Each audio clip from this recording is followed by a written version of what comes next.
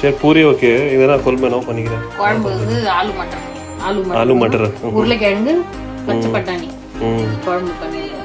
பூரி கிழங்கு பண்ணுவோம், அது மாதிரி பண்ணலாம். இது ஆலு மட்டர் போட்டு இது மாதிரி பண்ணலாம்.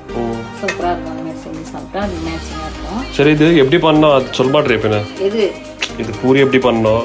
பூரி அதான் சொன்னேன், மாவுல அந்த மணத்தக்காளி கீரையை நல்லா நம்ம சட்னி மாதிரி வதக்கிட்டு, சட்னிக்கு என்னென்ன போடுவோம், மணத்தக்காளி கீரைக்கு வெங்காயம், புளி, பூண்டு, இஞ்சி சுடலாம். பாலக்கீரை கூட சுடியா?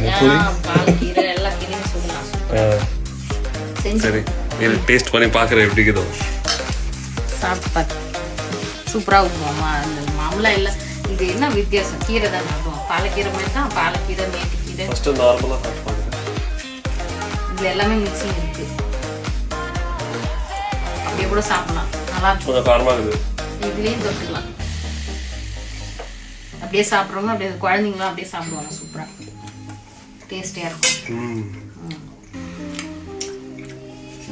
தோட்டத்தில் இருந்தால் சின்ன சின்ன அப்படியே வந்துடும். இந்த கருப்பில எல்லாம் போடல, குழம்புல போட்டேன் கொஞ்சம் லைட்டா.